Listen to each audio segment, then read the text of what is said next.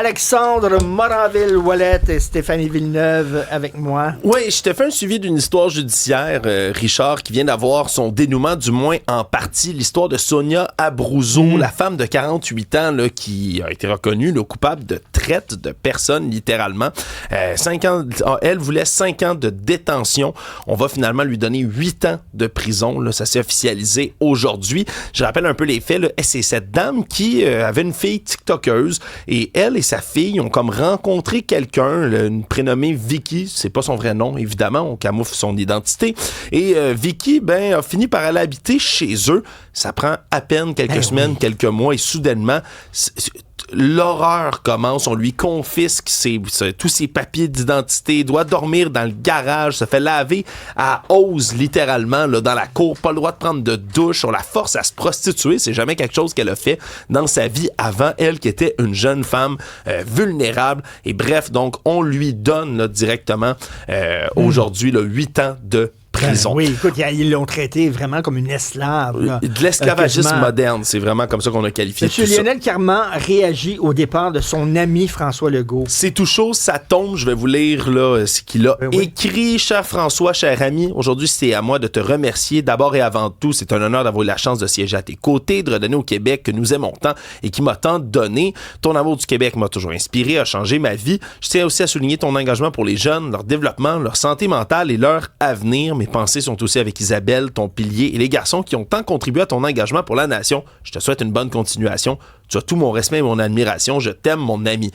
On voit quand même que malgré la discorde, la dissension qu'il y avait eu autour du projet de loi 2 là, sur la rémunération des médecins, on s'en souviendra, c'est la raison pour laquelle Lionel Carman a décidé de quitter le caucus de la Coalition Avenir Québec. Lui, qui est évidemment lui-même médecin, mais qui a une femme et une fille qui sont aussi médecins. Ça. Écoute, la fille de M. Carman qui a donné vraiment une jambette à la CAQ lorsqu'elle a écrit sa fameuse lettre, là, je quitte le Québec, je suis allé en Ontario, puis ça marche pas au Québec, etc.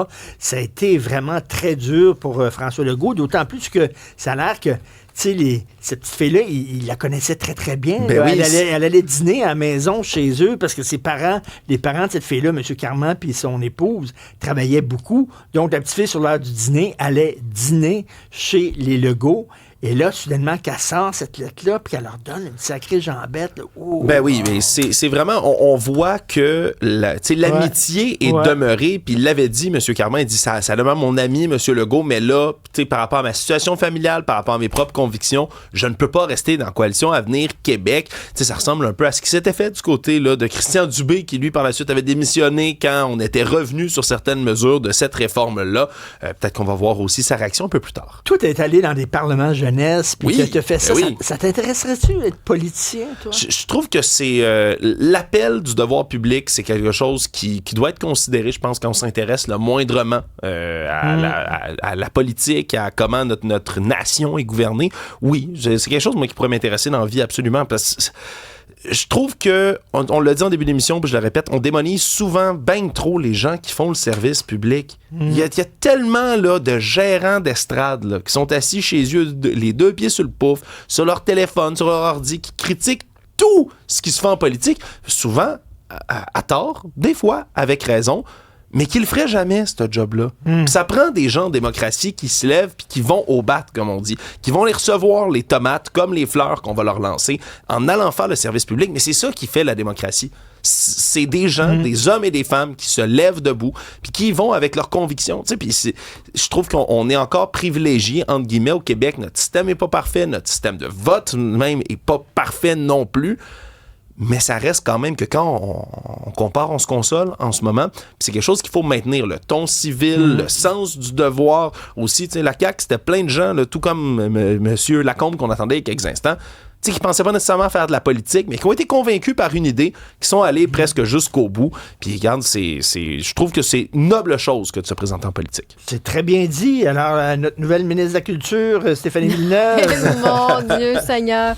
Non, mais il y a Lucie quand même qui a pris le temps de nous texter pendant que le ministre Mathieu Lacombe était ici, justement pour souligner les lois sur la langue, sur la laïcité que le gouvernement de M. Legault ont adoptées. sais, donc il y a quand même du bon qui ressort de tout ça, puis c'est important de le nommer. Oui. Petite proposition, je ne sais pas qu'est-ce que vous faites le 14 février, si vous avez prévu une soirée romantique. Et là, pas que je veux me mêler de vos affaires, mais il y a Ingrid Saint-Pierre qui a annoncé un spectacle à la Place des Arts, donc au Théâtre Maisonneuve, le 14 février, pour sa tournée Seule au piano.